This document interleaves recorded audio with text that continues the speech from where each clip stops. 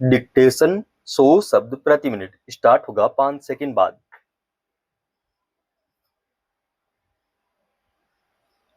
Start.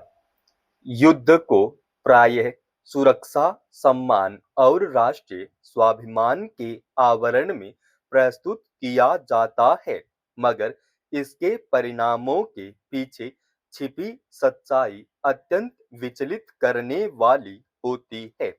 रूस और Ukraine में पहले से जारी युद्ध के बीच अब विश्व ईरान और इजराइल के मध्य संघर्ष से बढ़ते तनाव को देख रहा है, जिसमें अमेरिका की भी सक्रिय भागीदारी है।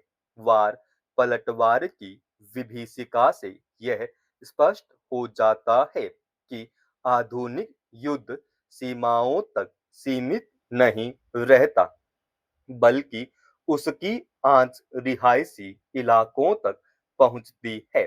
शक्ति प्रदर्शन में दागी गई मिसाइलें केवल सामरिक ठिकानों को ही नहीं, बल्कि उन मासूम दिलों को भी दहला देती है जिन्हें युद्ध और राजनीति का अर्थ तक मालूम नहीं होगा, लेकिन भय का अनुभव भली भांति होता है। ऐसे वातावरण में हर सुबह डर और आशंका लेकर आती है और रात अनिश्चितता की चादर ओढ़े बीतती है। यही हाल रूस और यूक्रेन के बीच जारी युद्ध से भी उपजा है, जहां अनगिनत परिवारों की जिंदगी तबाह हो गई है। जिन नगरों और कस्बों में कभी जीवन की चहल पहल थी, वहां अब विध्वंस का सन्नाटा पसरा है। खेतों की हरियाली बारूद की कालिमा से ढक गई है। सीमाएं भले ही बदल जाएं, पर क्या उन माताओं की पीड़ा कम हो पाएगी जिन्होंने युद्ध में अपने पुत्र खो दिए?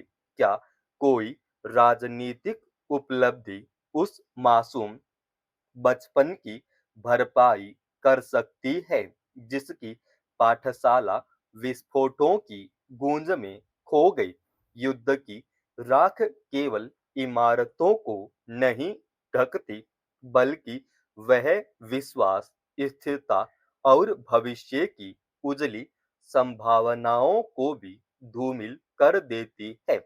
दक्षिण एशिया में भी स्थितियां कम चिंताजनक नहीं है। पाकिस्तान और अफगानिस्तान के बीच सीमावर्ती क्षेत्रों में समय समय पर उकसाने वाला तनाव उन लोगों के जीवन को अस्थिर कर देता है जो पहले ही दशकों की असुरक्षा का बोझ ढो रहे हैं।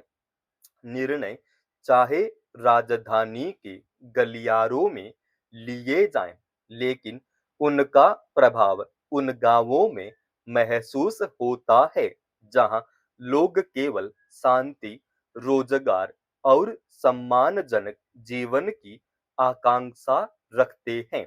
युद्ध की आहट भर से विद्यालयों के द्वार बंद हो जाते हैं, बाजारों की रौनक गायब हो जाती है और सामान्य जीवन की धड़कन थम सी जाती है।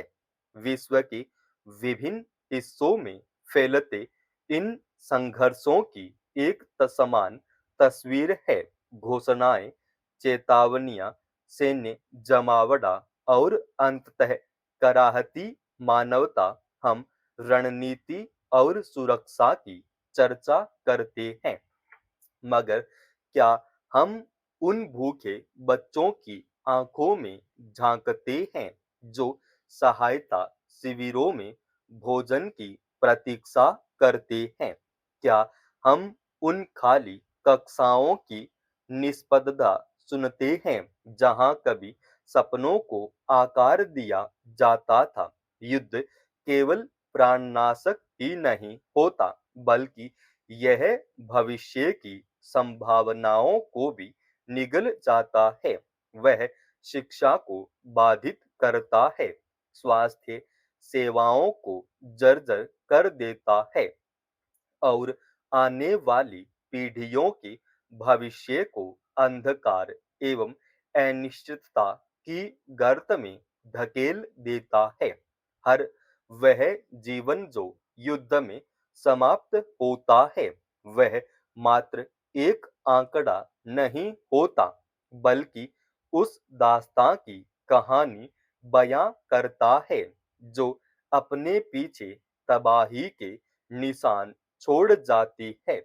युद्ध में नष्ट हुए घर और अन्य इमारतों का पुनर्निर्माण संभव है।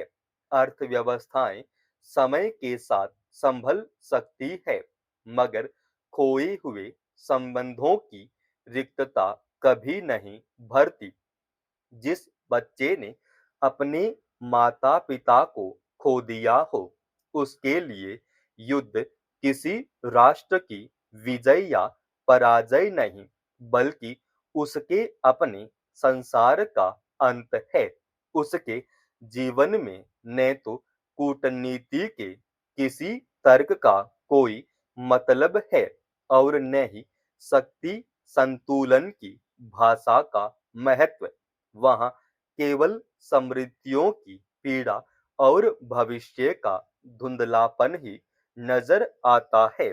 मानवीय दृष्टि से युद्ध का कोई भी औचित्य कसौटी पर खरा नहीं उतरता।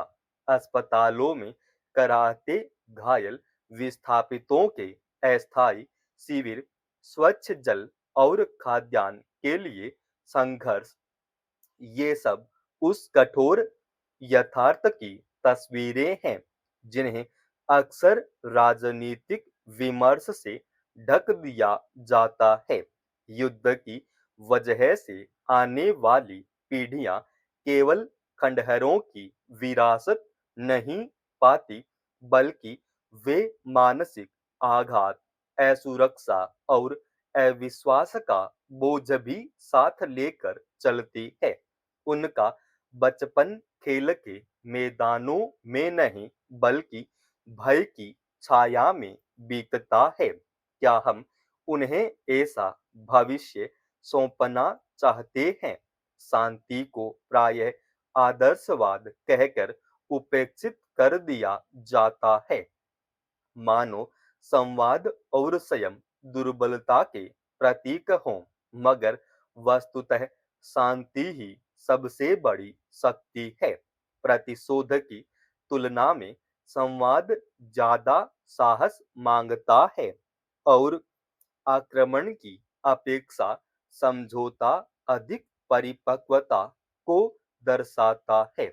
यदि एक राष्ट्र अपनी ऊर्जा और संसाधनों का इस्तेमाल हथियारों के स्थान पर शिक्षा, स्वास्थ्य और विकास में निवेश के लिए करें, तो विश्व का स्वरूप कितना भिन्न हो सकता है।